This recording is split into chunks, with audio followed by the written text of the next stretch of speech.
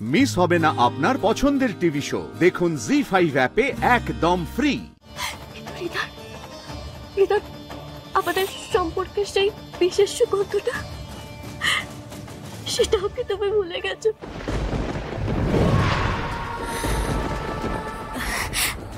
বলছি যে বাবা, এখন তো মা মন্দিরে গেছেন, তাহলে এই সুযোগে আমরা এক্সারসাইজটা করে নি, মানে থেরাপিটা আর কি। এক্সারসাইজ, থেরাপি, সব কি বলছো বুঝতে পারছি? ওই যে রিদানের স্মৃতি ফেরানোর থেরাপি আর কি। কি বড়দা ভাই, আইডিয়াটা ভালো তো? হ্যাঁ, আইডিয়াটা তো খুবই ভালো। হ্যাঁ, আইডিয়াটা খুবই ভালো, সেটা তো বুঝতে পারছি, কিন্তু সবটা করবে কি করে?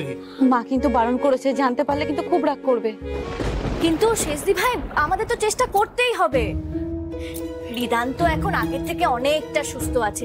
এই তো আজ সকালেই তো ডাক্তারবাবু এসে দেখে গেলেন, মাথায় ড্রেসিং করে ব্যান্ডেজটা চেঞ্জ করে দিয়ে গেছেন, আর বললেনও তো যে আগের থেকে ক্ষতটা অনেকটা শুকিয়ে গেছে। এখন আমরা রিদানকে মনে করানোর চেষ্টা করতেই পারি। তাহলে এই মনে করানোর কাজটা আমি শুরু করি। হ্যাঁ হ্যাঁ হ্যাঁ। আচ্ছা রিদান, তুমি যখন খুব ছোট ছিলে তখন সন্ধ্যেবেলায় অফিস থেকে ফিরে আমি কি করতাম বলো?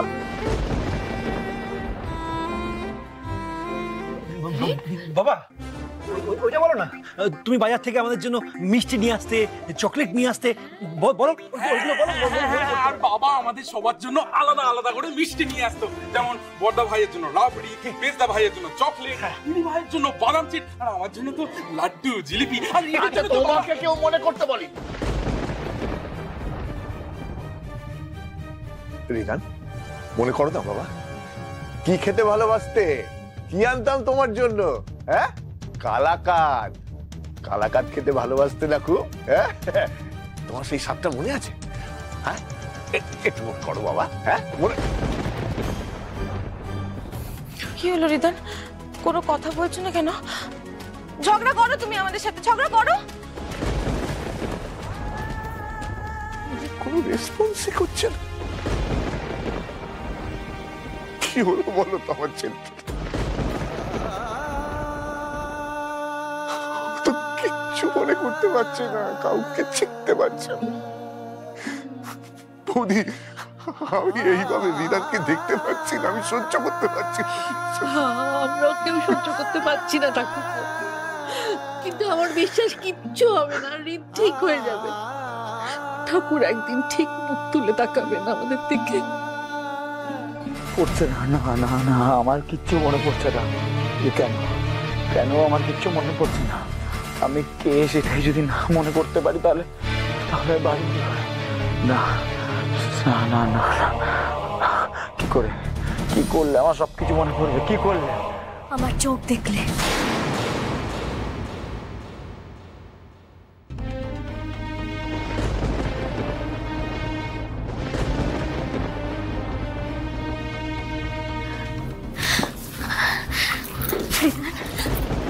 আমার চোখের দিকে তাকিয়ে দেখো তো রিদা, এই চোখ দুটো কি তোমার অচেনা?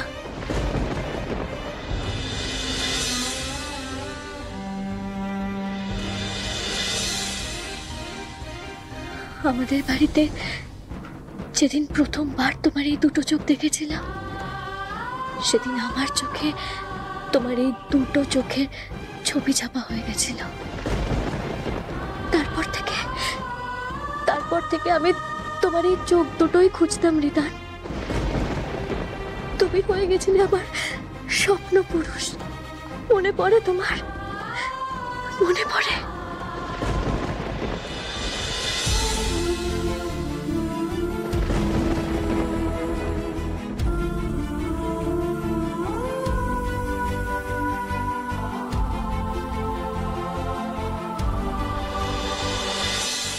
তোমাকে দেখার পর আমার বারবার মনে হতো যে আমার ওই স্বপ্ন পুরুষের চোখের সঙ্গে তোমার চোখের খুব মিল, কিন্তু কি করে কিছুতেই বুঝতে পারতাম না। আমার স্বপ্ন পুরুষ, আমার স্বপ্নের রাজকুমার আর ফুড ব্লগার হালুম হুলুম রিদান কি করে একজন মানুষই হতে পারে?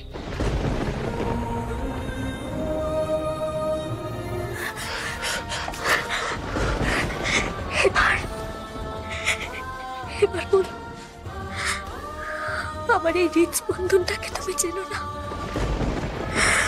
আমার মনের এই দুঃখ সত্যটাকে তোমার অচেনা। বলো না হৃদয়, তোমার অচেনা।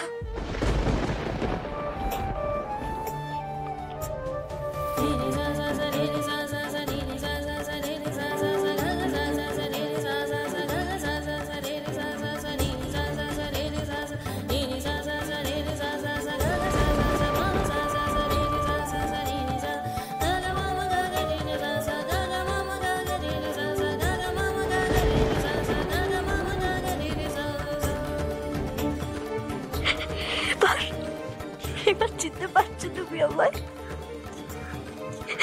চিনতে পারছো হৃদয়?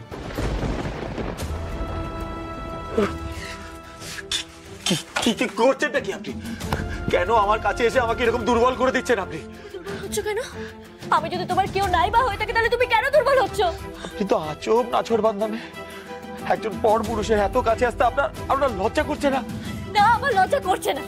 সেই পর পুরুষটা যদি আমার স্বামী হয়ে থাকে তাহলে তার কাছে আসতে আমার লজ্জা করছে না। রিদান, তোমার কাছে আসার অনুমতি আমি সেই দিনই পেয়ে গেছিলাম যেদিন যেদিন যেদিন তুমি তোমার এই হাত দিয়ে আমার স্মৃতিতে সিঁদুর পরিয়ে দিয়েছো। হরিধান, ঠিক আছে, আমি মেনে নিলাম যে তুমি আমাকে মনে করতে পারছো না। আমার মুখ, আমার নাম, আমার স্পর্শ, আমার হৃদস্পন্দন, তুমি সবকিছু ভুলে গেছো। কিন্তু হৃদয়, আমাদের সম্পর্কে সেই বিশেষ সুগন্ধটা, সেটাও কি তুমি ভুলে গেছো? আমাদের সম্পর্কের মধ্যে সেতু বেঁধেছিল যে সুগন্ধ, সেটাও কি তুমি ভুলে গেছো? কিসের সুগন্ধ? চোখ বন্ধ করো। কেন? প্লিজ রিতা, একবারের জন্য চোখ বন্ধ করো। এই শেষ চাওয়া চাইছি আমি তোমার কাছে। প্লিজ, আর কখনো কিচ্ছু চাইবো না। তুমি একবার চোখটা বন্ধ করো রিতা। বেশ।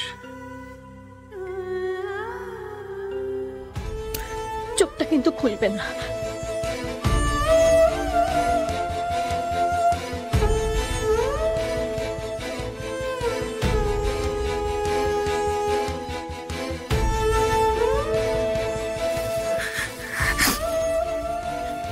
রিতা,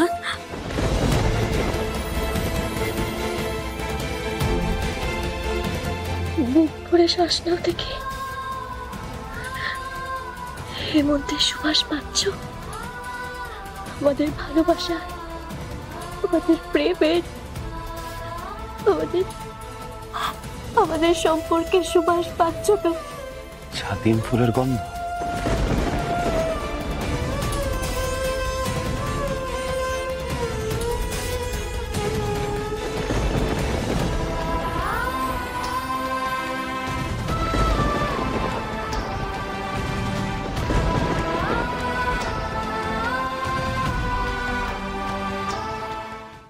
জি5 ডাউনলোড করুন আর সব এপিসোড দেখুন একদম ফ্রি।